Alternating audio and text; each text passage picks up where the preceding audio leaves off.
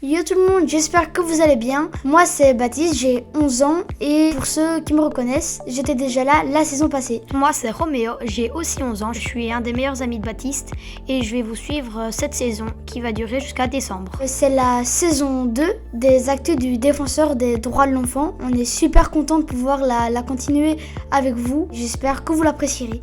Dans cette nouvelle saison, il va y avoir des autres enfants qui vont venir présenter les actus. Pour ce premier épisode, tu sais de ce qu'on va parler ? De la crise énergétique, je crois.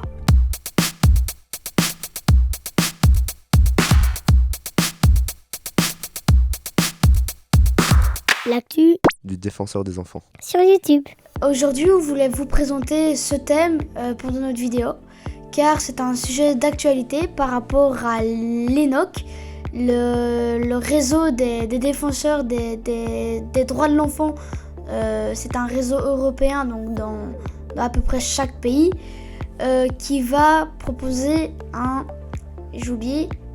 on dit dans l'oreillette un statement, donc apparemment ça veut dire un rapport sur l'impact de la crise énergétique sur les enfants et leurs familles.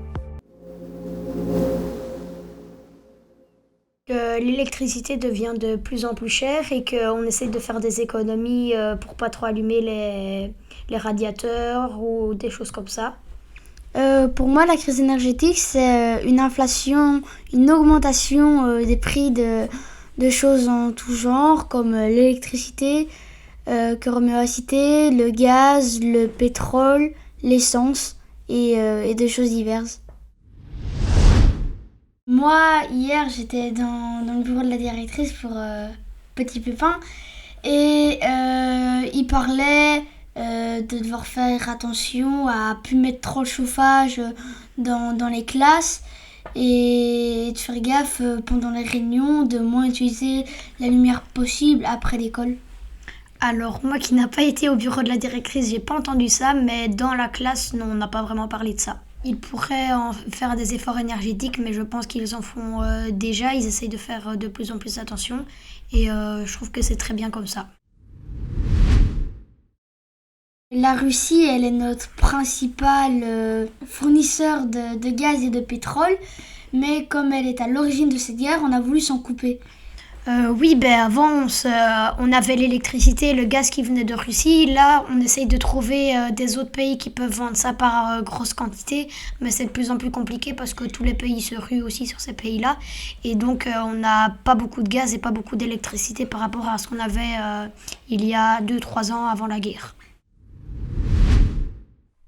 J'essaie d'y penser le moins possible parce que, voilà, ça ne nous regarde pas vraiment en tant qu'enfant, mais après ça peut évoquer quelques sentiments comme une crainte ou une peur comme on l'a évoqué tout à l'heure.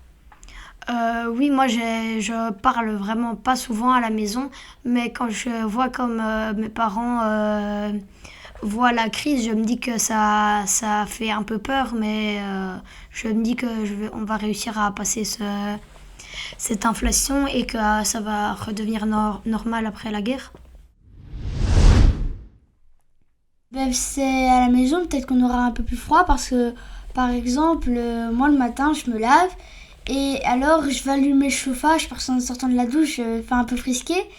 Et là maman me dit mets pas le chauffage parce que l'électricité est chère. Du coup, avoir un peu plus froid ou pour quelque chose d'un peu plus important, pour faire mes devoirs et avoir une meilleure lecture, on va essayer d'allumer moins souvent la lumière. Oui, quand tu vas être dans ta maison, vu que tu vas moins allumer les radiateurs, essayer de faire plus attention, tu vas avoir tendance à mettre un peu plus d'habits, parce que par exemple l'année dernière on se mettait en t-shirt dans sa maison. Là peut-être qu'en hiver à cause de l'électricité, on va se mettre un pull, on va plus mettre trop de shorts, on va se mettre des grands pantalons ou des trainings, des hautes chaussures ou des gros manteaux comme ça. Moi, je pense que pour la plupart des personnes, ils vont arriver à passer cette crise, mais il y a des personnes qui vont vraiment y rester et qui, je pense, vont mal le vivre et qui vont vont vraiment avoir du mal à se reconstruire après. Ouais, et il va y avoir des personnes qui vont très vite s'endetter et du coup finir dans la rue ou alors avoir la chance d'une aide par un foyer ou je ne sais quoi.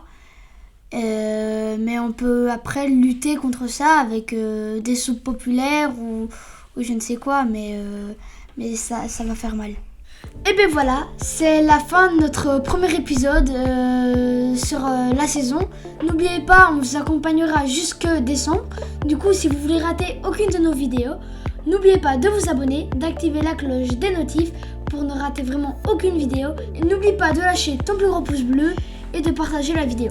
On aimerait bien que vous nous écrivez des commentaires pour savoir qu'est-ce que vous pensez de nos vidéos, de nos sujets. Et si vous voulez nous partager peut-être un sujet qu'on va dire en vidéo, laissez le commentaire.